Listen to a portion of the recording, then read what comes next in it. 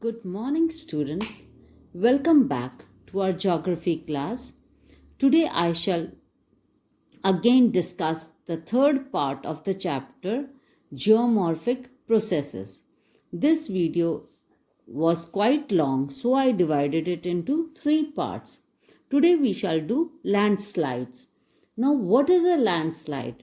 It is basically a movement of a mass of rock debris or earth down the slope of a mountain, hill, etc. Now, this movement of rock is chiefly due to the force of gravity. They are relatively rapid and perceptible movements, and the materials involved are dry. The size and shape of the detached mass, it may depend on the nature of discontinuities in the rock, the degree of weathering, and the steepness of the slope. So, depending on the type of movement of materials, we can identify four types of landslides. First is slump. Now, slump is slipping of one or several units of rock debris with a backward rotation with respect to the slope over which the movement takes place. तो इसके अंदर क्या होता है, slump में जो rocks debris slip होता है उसका बैकवर्ड मूवमेंट होता है on the slope. So that is why it is called slump. Then second is debris slide. When debris slide is also called mud flows and mud slides. When rapid rolling or sliding of the earth debris with backward rotation of the mass is done, then it is known as debris slide. Debris fall is nearly a free fall of earth debris from a vertical or overhanging face. तो समझ में आया ना what is debris slide? जब rapidly जब earth debris roll होता है backward rotation में, तो उसको हम debris slide कहते हैं. और ये it is nearly a free fall of earth debris from a vertical or overhanging face. Then third is rock slide. Rock slide is sliding of individual rock masses down the bedding, joint or fault surface. It is called rock slide. Over steep slopes, rock sliding is very fast and very destructive. The fourth type is rock fall. When what happens? Rock falls when actually the force of gravity brings down the rock masses. They are described as rock falls. So rock fall is a free falling of rock blocks over any steep slope, keeping itself away from the slope. Rock falls may occur from the superficial layers of the rock face, an occurrence that distinguishes it from rock slide, which affects materials up to a substantial depth. So, did you understand all the four terms? Slump, debris slide, rock slide, and rock falls. Next is erosion and deposition. Now, what is erosion? What is deposition? They are all parts of the denudational activities. Okay? When massive rocks break into smaller fragments, then through weathering and any other processes, these erosional geomorphic agents like running water, groundwater, glaciers, wind, and waves, they remove and transport this eroded material to other places. Now, abrasion by rock debris is carried by these geomorphic agents also aids greatly in erosion. So, what happens कि when erosional activities taking place by these various agents, wind, running water, glacier, waves, groundwater, then abrasion activities also happening at the same time. And by this, degradation is more. By erosion, relief degrades. That is, the landscape is worn down. Weathering, mass wasting, and erosion, they are all degradational processes. It is erosion that is largely responsible for the continuous changes that the earth's surface is going on. जो अर्थ के surface पे जो भी changes आ रहे हैं वो इस erosional activity से आ रहे हैं. जब विंड का इफेक्ट होता है, रनिंग वाटर का इफेक्ट होता है, तो वो अपने साथ जो भी ऊपर का टॉप लूजेंड मटेरियल है उसको अपने साथ ले जाता है और दूसरी जगह डिपॉजिट कर देता है. The erosion in transportation of earth materials, it is brought about all these factors. These are the agents of erosional activity: wind, running water, glaciers, waves, and groundwater.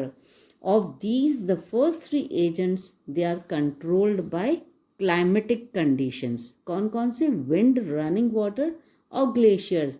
They are controlled by climatic conditions. They represent the three states of matter: gaseous, wind; liquid, running water; glaciers, solid. Okay, the work of the other two agents of erosion, waves and groundwater, is not controlled by the climate. Now, deposition, it is a sequence of erosion. The erosional agents, they loosen there velocity gradually. जैसे जब erosion हो रहा है तो धीरे धीरे आगे जाके उसकी वेलोसिटी कम हो जाती है, और जब उसकी वेलोसिटी बहुत कम होने लगती है तो वो जो जेंटल स्लोप्स पर अपना डिपोजिशन कर देता है. तो these erosional agents they lose their velocity and hence energy on gentler slopes, and the materials carried by them they start to settle down. Okay, in other words, deposition is not the work of any agent. The coarser materials, they get deposited first. सबसे पहले जो course materials है, pebbles हैं, वो deposit होंगे, और जो फाइनर once है ना वो लास्ट में डिपॉजिट होते हैं. By deposition depressions get filled up. The same erosional agents, running water, glaciers, wind, waves, and groundwater, they act as aggradational or depositional agents also. So this is all about erosion and deposition. Next is soil formation. Now, soil is a dynamic medium in which many chemical, physical, and biological activities are going on constantly. Soil is a result of decay. It is also the medium for growth. It is an ever changing and developing body, and it has many characteristics that fluctuate with the seasons. Soil की जो characteristics हैं वो season के साथ साथ change होती रहती है. कभी ये कोल्ड हो जाता है बहुत ज़्यादा, कभी वार्म हो जाएगा, कभी ड्राई हो जाएगा, कभी मॉइस्ट हो जाता है. तो बायोलॉजिकल एक्टिविटीज स्लोड और stopped if the soil becomes too cold or too dry, and organic matter increases when leaves fall down or grasses die. तो सॉइल में चेंजेस आते रहते हैं, क्लाइमेट के अकॉर्डिंग भी. ऑर्गेनिक मैटर ऐड हुआ तो उससे चेंजेस आएंगे, बायोलॉजिकल एक्टिविटीज़ होती रहती है, तो इस तरह से सॉइल में चेंजेस आते हैं. अब जब हम सॉइल को देखते हैं तो हमें उसमें 3 लेयर्स क्लियरली दिखती हैं, है ना. जो भी सॉइल है उसकी हॉरिजॉन्टल 3 लेयर्स दिखेंगी, उसको हम सॉइल होराइजन कहेंगे. These layers can be like this. First is A horizon. This is the uppermost layer of the soil profile. It contains all the organic matter. The A horizon is fine soil and it is rich in humus. It is also called the topsoil. Bacteria and earthworms live in the lower part of this horizon. So this is also called a zone of alluviation because the mineral solution is carried downwards by leaching of the soil. Second is B horizon. This is called subsoil. It is also called subsoil. It is a zone of accumulation where all the leached material from A horizon is retained.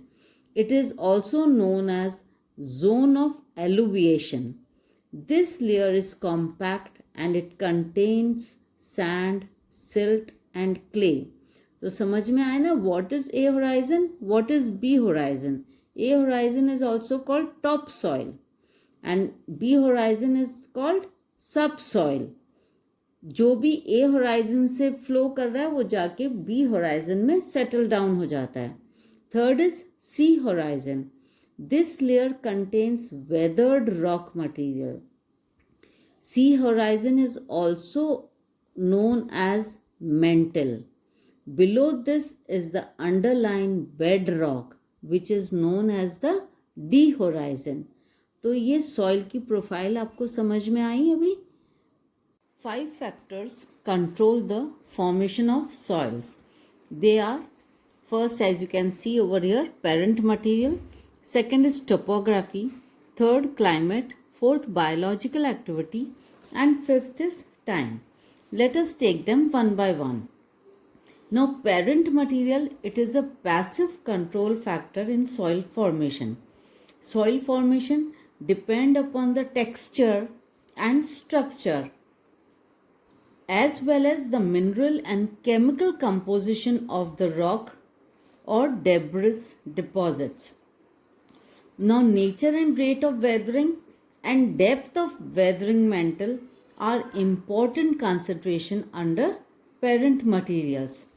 तो parent material जो है वो जो soil formation है वो किस पे depend करेगा. It will depend upon the texture, जो स्ट्रक्चर है वहाँ का, एज वेल एज जो मिनरल और केमिकल कंपोजिशन है वहाँ की रॉक्स का, वहाँ की डेब्रिस का, उस पर डिपेंड करेगा. Then when soils are very young and they have not matured, these show strong links with the type of the parent rock. लेकिन अगर सॉइल्स बहुत पुराने हो जाते हैं तो इट्स नॉट नेसेसरी कि उनमें पेरेंट रॉक का इफेक्ट दिखे.